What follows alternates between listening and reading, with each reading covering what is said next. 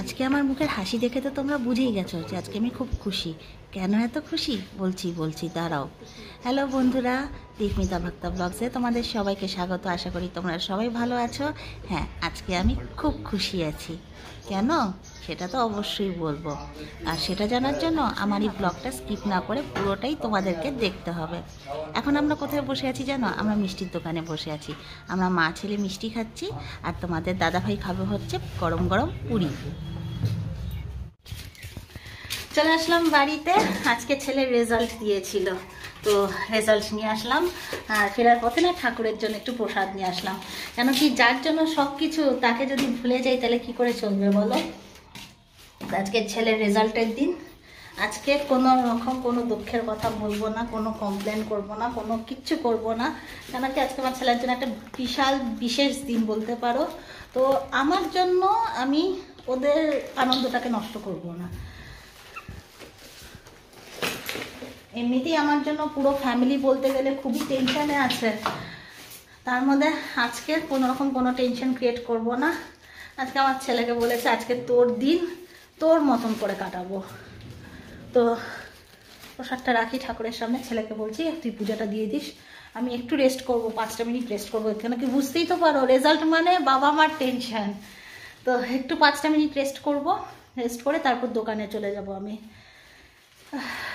চলো, সারাদিন কি করবো না করবো তো তোমাদের সাথে শেয়ার করবই। ঘটনা তো আজকেও আছে, কিন্তু আজকে শেয়ার করব না। সত্যি বলছি, আজকে শেয়ার করব না, নেক্সট ব্লগে শেয়ার করব। একটু রেস্ট করি, রেস্ট করে দোকান যাব। চলো আবার বাবা গাড়ি বাই করিস নাই তুই? দেখো না, গাড়ি বার করেনি এখনো। আচ্ছা ঠিক আছে, তাড়াতাড়ি কর, বার কর তাড়াতাড়ি। চলো, রেস্ট নেওয়া কমপ্লিট, একটু মুখ টুকগুলো ধুয়ে নিলাম, এবার দোকান যাব।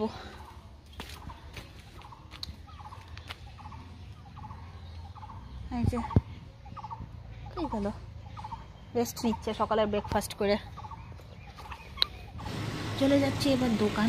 এই চৈত্র মাসটা না আমার একদম পছন্দ হয় না। রাস্তায় বেরোলে এত ধুলা ওড়ে যে চেহারার মানে চুলের অবস্থা মানে আর জাত থাকে না বলতে পারো। চলে এসেছি দোকানে, ছেলেকে দিয়ে শাটার খুলতে লাগাচ্ছি। আজকে আমার শাটার খোলার একটু ইচ্ছা নেই, বেশিরভাগ ছেলেকে দিয়ে শাটারটা খোলাই। এখন ছেলেই শাটার খোলে আর ছেলেই শাটার বন্ধ করে। দোকান বাড়ায় দিয়ে আবার খুলতে হচ্ছে, কেন জানো? আমার ছেলে হেলমেট বার করে এই দোকান থেকে, এবার আবার শাটার খুলতে হবে, শাটার খুলে তারপর হেলমেট বার করতে হবে।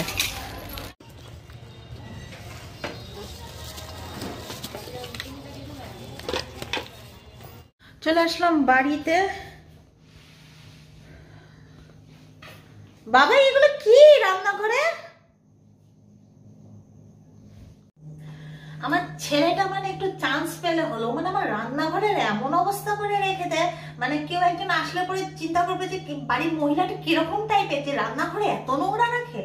মানলাম যে আমার মানে ঘর আনটাইটি থাকে, আমি ঠিকঠাক মতন মানে দেখাশোনা করতে পারি না আমার ঘরে, তাই বলে এমন পরিস্থিতি লোকে দেখলে বড়ও চিন্তা করবে ভগবান এই মহিলাটা কিভাবে রাখে নিজের ঘরকে।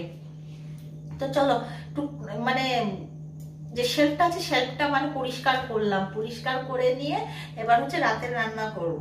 তো জানাই তো আজকে আমার ছেলের রেজাল্ট এসেছিল, তো এবছর হচ্ছে আমার ছেলে 11-এর থেকে 12-এ উঠলো। তো ওকে আমি বলেছিলাম যে কিছু খাবি নাকি, বাইরে হোটেলে খাবি নাকি? তো বললো যে না, তোমার উপরে একে দিয়ে অনেক প্রেশার, উল্টাপাল্টা খরচা করতে হবে না। নিজেরও মনটা মানে না, তো চিকেন নিয়ে এসছি, এখন চিকেনটা রান্না করব। আর ওকে একটা ব্যাগ কিনে দিলাম, রান্নাটা কমপ্লিট করি তারপর তোমাদেরকে দেখাবো আমার ছেলেকে আমি কিরকম ব্যাগ কিনে দিয়েছে। চলো রান্নাটা করি। খুব একটা আনিনি, চিকেন অল্পই এনেছি, মানে কোনো রকম মানে রাত্রিবেলাটা আর কালকে সকালবেলা হয়তো আমাদের মা ছেলে দুপুরবেলা হয়ে যাবে। আর চিকেন না তোমাদের দাদা ভাই খুব একটা খেতে পছন্দ করে না, আর আমার তো মাংস ভালোই লাগে না, পছন্দই হয় না আমার মাংস। আমার তো জানোই বাড়িতে মাংস রান্না করলে পরে মাংসতে এই যে আমি আলু দিয়ে দিব ঝোল, আর আলু দিয়ে আমি ভাত খাবো। আজকে না আমি সারা দিন কিচ্ছু খাইনি জানো, পুরো দুপুরবেলা আমি না খেয়েই ছিলাম। বিকেলবেলা যেই দাদা আমাকে চা দিয়ে যায়, ওই দাদা চায়ের সাথে আজকে একটা কেক দিয়ে গেছে, ওটাই খেয়েছি। ওটা খেয়েই আজকে আমি সারাদিন পার করলাম।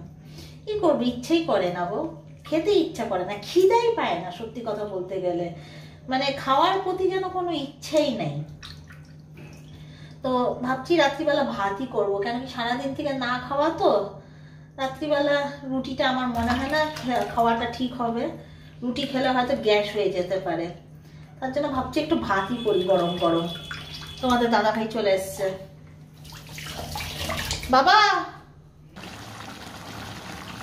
অ্যাট লাস্ট এখানে চিকেন আর ভাত বসিয়ে দিয়েছি। এবার হচ্ছে এটা তৈরি হওয়ার প্রতীক্ষা। রান্না হয়ে গেলে বাস সবাই খেতে বসে যাব।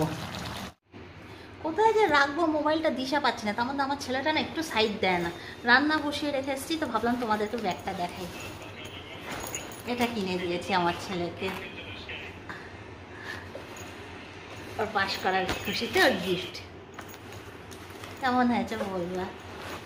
চলো এটা রেখে দিই, ওইদিকে বোধহয় আমার মাংস হাতে লেগে যাবে। আমাদের খিদাও পেয়েছে, মনে হচ্ছে কতক্ষণে রান্না কমপ্লিট হবে, কতক্ষণে খাবো। আমার থেকে বেশি টেনশন হচ্ছে আমার বাড়িতে যে দুইটা বাচ্চা আছে, ওই দুইটাকে নিয়ে, মানে তোমাদের দাদাভাই আর আমার ছেলে। কেন কি ওদের তো খিদে পেয়ে গেছে, অনেক রাত হয়ে গেছে, 11:30 বাজে এখন। ফটাফট রান্না করব।